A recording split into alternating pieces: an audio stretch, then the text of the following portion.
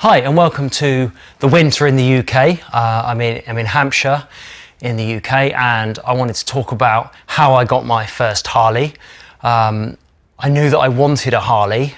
My friend James was into Harleys, so I thought that we could spend some blokey time together and ride our Harleys and go on some Harley outings with the guys at Hog and with some of our other sort of bike friends. So I want to kind of talk you through how I chose the Harley I got. Now, I'm aware that people have different routes into motorcycle ownership. Right into this world, all alone. So the simple truth is we can't really talk about motorbikes without discussing Sons of Anarchy. So I really did enjoy the show. It was entertainment. It was not a documentary. It was drama, and I enjoyed watching the drama. I liked watching the motorbikes, and for the first few episodes I thought a biker gang looked quite cool. Then everyone started getting slaughtered, and I realised that very quickly a bike gang was not something I wanted to be part of. Being a family man with 2 young children, and it's just not for me. So I enjoyed it. It was great, and it helped me look at different motorbikes. There was a Fat Boy in there, which ironically they laughed at. There was Dyners, there were Glides, there's all kinds of bikes in there. There were some Road Toads. So yeah, great programme for entertainment, but not really the lifestyle I want to lead with my bike. I wasn't in that situation. I've only really got a couple of bike friends, and none of those have access to bikes, so I had to go to the open market to get a bike. So when you look at which bike you're going to choose, you have to look at your situation. And for me, as a 44-year-old, I'm a born-again biker, so I passed my test 18 years ago. I had a 125. And that 125 I restored myself with a bit of help from my mates. I didn't have much money then. I love my 125, little chicken chaser. So in the UK, you do a CBT, which is compulsory basic training, or you did 18 years ago when I passed. And then after you've done that, you can ride on the roads. After you've done a sort of day in a car park, you ride on the roads, and you've got a couple of years or a year to pass your test. And you have to ride L plates. And then if you're over 21, you can then go straight onto a bigger bike. If you're under 21, then you have to, I think it's less than a 400, or it was in those days. It's probably changed a bit now in the last 20 years. So I love my 125, it's brilliant. And all my bike mates then, they all had sports bikes. In our early to mid 20s, everyone laughed at Harleys. It was big, fat, slow. 40 horsepower never sounded so good. Everyone kind of laughed. So the only route for me was a sports bike. I had a GSXR 600, which I loved at the time, but it was going to kill me. It didn't take long for me to realise that actually sports bikes not for me. This isn't a good thing. So I sold my bikes and I concentrated on my main interest, which is cars. I'm a car fanatic. I've got a number of different cars. I've been restored a couple of cars, and I enjoy working on cars, and the bike is an addition to this. I love my bike that I eventually got out of this, but I'll always be a car guy and a bike guy. So let's talk about the choices that I had. I knew that I wanted chrome, slow, big, nothing that I could hurt myself. I didn't want a sports bike that would do 150 mile an hour. I wanted something big and slow. So let's talk about the free options really. Because I'm in the UK, Triumph is a really good option. They do some great bikes, they handle really well, they're pretty quick. Triumph started in 1889, so it's older than Harley, who started in 1903, and older than Indian, who started in 1901. So in order, you've got Triumph, Indian, Harley. But does it matter when a company was started? I mean, it certainly brings some of the heritage in. So I discounted Triumph straight away because I loved the whole Harley lifestyle and the dream, and my friends had my best friend James had a Harley, and I wanted to do stuff with him, with the Harley Club and all the rest of it. So it really did come down to Harley. I then had to decide which Harley model I wanted. Now, the easiest way for anyone to do this is go on the internet, Google Harley Davidson, click on images, see what you like the look of, because that can help you start. So I then started to look at Harleys, and I thought, I want a Road King. I love a Road King. So big, so comfortable, so awesome. But I said this before I'd even seen one. So my friend James took me to the Harley dealer in Reading, and they were excellent, really nice. I spent quite a long time in there, sat on a lot of bikes. I soon realised that a Road King felt massive. It was huge. And as I'd never ridden a Harley before, I felt maybe it would be too big for me. So I am 6'2", so I am quite tall. By the time I've got my bike gear on, you know, I'm 6'3" because I'm just over 6'2". So I'm 6'3" with all my gear on, and it was anything smaller than a big Harley would be too small, but a Road King just felt too big. My friend James has a Glide. I sat on that and it felt enormous. It just felt like an accident waiting to happen. For me at that point, remember, I've never owned a Harley before. I've only owned sports bikes 20 years ago. So I went and did a refresher course, which was brilliant. I'm so glad I did it. Hopefully that saved me some trouble. So I did a refresher course on like a Triumph 600 or something, just round the local business parks and on the road with an instructor. Money well spent. Really good. Glad I did it. So then I started looking at different Harleys, and this is where my friend James came in really handy. So he got me to go out and sit on an Indian Scout.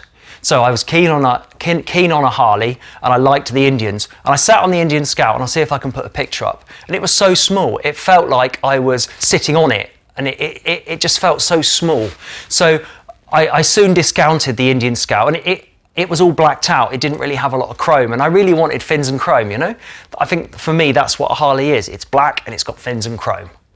So I discounted the Indian Scout, and all the other Indians were far too expensive because they've only recently been introduced in the UK. So that takes me back to Harleys. So I discounted the Road King. So I then started looking at Sportsters.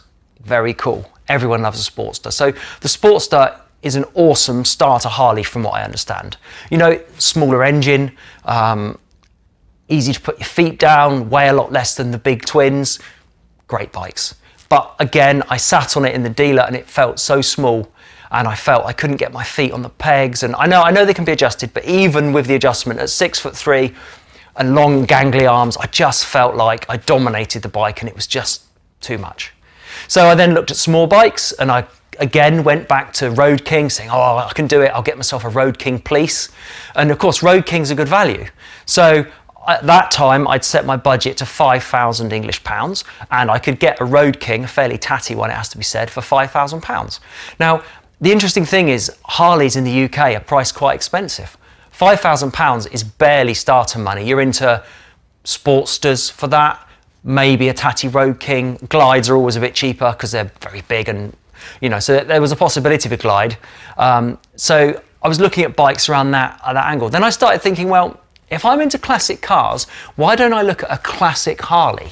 Thought that'd be cool because I've rebuilt my Pontiac Trans Am, I've rebuilt my 1967 Jaguar, I've done a lot of car work. So I started looking into the history of Harley. So if you go back to from 1936 to 1947, Harley had the knucklehead engine. Awesome, they have a massive following, and I soon realised the price of those was incredible. I then started to look at panheads, which are a bit later. That's 1948 to 1965. And again, they have a massive following, very, very expensive. So I said, well, that's well outside of my budget. And then I started to look at shovel heads. Now, shovel head, I mean, Harley engines are generally called because they look like something. So knucklehead, panhead looks like there's a pair of pans on the top. Shovel head, they look like shovels. You know, so the shovel head from 66 to 84, I thought that would be a great engine for me. It's old, it's classic, they're not that expensive, although the prices are going up. It would blow my £5,000 budget, but I'd have a classic. I then started to get some advice, and I found from people in the know, this is through forums and in person, that AMF owned Harley from 69 to 81. Now, AMF brought Harley when it was nearly broke, and they didn't do much with the brand. You know, there's a lot of bad things said about the AMF years in Harley. So that made me think about the engines, and I also know a chap who works on Harleys, and it's kind of common that shovel heads are maybe not as reliable as I would need for what I want. So I'm not saying they're unreliable and bad if they're looked after. There's lots of guys that ride shovel heads. Good for you, awesome. But for me, I just want to get on the bike and I want to ride it. I want to ride across Europe, I want to ride across the UK, I want to have fun on it. I don't want to sit in the garage working on it because I've got cars to do that with. I've spent so many hours in this garage working. What I want to do is get out, ride, feel the wind in my hair, what's left of it, and go out with my mates. So I decided that a shovel head, although I really wanted one, was just not going to happen. So I went to, the Harley Davidson dealer in Reading has open days, and they're excellent. It's also worth touching on here the Harley Davidson ethos. So I read Clyde Fessler's book, and it's called Rebuilding the Brand, how Harley Davidson became king of the road. Now, he took over in the early 80s after the management buyout of Harley from AMF. Now, he turned around a lot of the things Harley was doing, and he made it into the modern company we see today. And he also set the ethos of how the dealers behave. So in the olden days, and this is pre-81, dealers may discourage Japanese bike owners from coming there, or they may be bikers themselves, but maybe not businessmen. The changes that Fessler made give us the Harley that we see today, sort of 30, 40 years later. And for someone like me, it's much more welcoming to go to a Harley dealer. You know, there's obviously grizzly bikers in there who are actually really nice guys when you speak to them, you know, and as long as you're respectful, even the guys wearing a patch, you know, leave them alone, they leave you alone, you know, generally, you know, be respectful. So I went to the Harley dealer and one of these open days, and my friend James said, look at that. And I just fell in love immediately. I thought, I love that bike. It's the right size. It's got loads of chrome. It's got street presence, and it's big enough. It was big. And I was thinking, oh, is this too big? And I got advice and people say, no, it's too big. Maybe it isn't. So what I looked at was a Fat Boy. Now, I love Arnie Schwarzenegger, Terminator, and what I thought was I'd love a black Terminator 2 Fat Boy. Now, this is where we go back to our engine story. So in the Fessler years at Harley Davidson, they released the Evolution engine. Now, a lot of people widely credit this as the engine that saved Harley. It leaked dramatically less. It was more reliable most of the time. And when looked after, it was much more similar to the Japanese bike engines that were destroying Harley until they were tariffed in the 1980s. So the Evolution was a great engine. That was 1984 to 1999. So I thought that would be a great engine for me. Now, they're generally carburetted. You can fit injection, etc. But I then started to look at bikes. I went out to see what it was, and I looked at some really tatty, ropey Harleys. I even had Collie, thank you very much. He went and looked at a bike up north for me, and he reported back it was too tatty, don't look at it. And I looked at lots of tatty bikes. So I then started putting eBay searches on that would immediately notify me. So what I found was in the Harley market, they either come on and they sell very quickly because they're priced right, or they're quite highly priced and eventually the owner will take an offer, or the owner's dreaming and they've not sold. So I got my bike a number of months back now, and some of the bikes that were for sale then are still for sale now. They will never sell at that price. They're well overpriced. And the owners keep saying, well, I'm not taking a low ball offer. Yeah, you're dreaming, mate. It's really not worth the 15 grand or 10 grand you think it is. So, you know, the market does drive the force of prices. Anyway, so I was on eBay one Friday afternoon at work, and a bike popped up, and I saw it before my search got it. It just so happened that I was looking. So it was a black injection 2004 Fat Boy. And I thought, this is brilliant. It was priced at, I think, £8,000 or £7,500, which was cheap. The bike had a screen, it had 3,000 miles on the clock, it had full service history, it had just been serviced, it was no damage, it was in beautiful condition. I was really so I phoned the guy on the spot and he said, oh, I've had lots of interest. You know, I said, right, I'll come tonight. So I left work and drove across London through rush hour to get to this bike, and it was worth it. It was beautiful. I tried to knock the guy down, but he was not having any of it. Eventually, I think I haggled 50 quid off, but he just kind of gave that to me because he felt sorry for me. So yeah, I put a deposit down, and then I persuaded my friend James to ride me there on his Glide a few days later, and I picked up the Harley, and that was my first ride on a Fat Boy.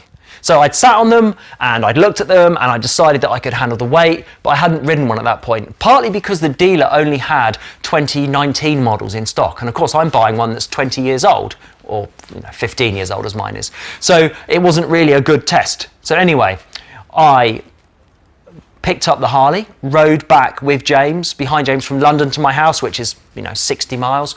Great, loved it, loved every minute of it. The Fat Boy was absolutely the right bike for me. I just absolutely fell in love with it. So this is where we go back to our engines again. So my bike didn't have the Evolution engine, so that was 1984 to 1999. My big twin Harley has the twin cam from 1999 to 2016. awesome engine. Mine doesn't leak anything at all. I mean, I've only covered literally 1,000 miles before winter set in the UK, so I rode it for the end of summer last year. Just to go back to the engine, so the Milwaukee 8 is the current Harley engine in 2016. From 2016 and it's now 2020, so it's been going for the last 4 years, so I should imagine it's going to go for a good few years. The capacities are slowly getting bigger. Mine's 88 cubic inches and I think they're 114 now. They keep going up. So there is my story of how I came to my Harley. Those are the decisions I made. That is how I did it. So what I plan to do is film my rides over the summer. What I've done, where I'm going, who I rode with. I've got myself a helmet cam and I intend to hopefully not film any crashes, hopefully film me enjoying my Harley with my mates. We're going to go across Belgium, we're going to go down to the south of England and hopefully up to the north. So we're going to put some miles on. I mean, at the moment, the storm outside is so horrifically bad that there's no way I'm riding this. No way. I know that some of the guys in the US ride all year round, good for you, but it's what, 5-6 degrees out there. It's just above freezing. The rain is sideways. I'll see if I can put some of the footage up. It's insane. So yeah, I'll not be riding for another month or so. So April, May time when it warms up a bit and I'll be out. Thanks for listening. If you've got any comments on how you got your first Harley or where you think I should have done things differently, I'll be interested to know. You know, we're all friends here, and you know, I accept that I'm not a proper biker. I accept that, you know, I have commitments, I have a family, I have 2 children. You know, I can't ride all the time. I ride as often as I possibly can, and I guess that's what it is for me. And I think when my children get older, I will ride more. But for the moment, I have to drop them off, pick them up on the way to work, so it makes commuting on the bike difficult. So yeah, I intend to put some miles on the bike this year. They'll mainly be leisure miles rather than it being utility. But hey, I think there's room here for everyone.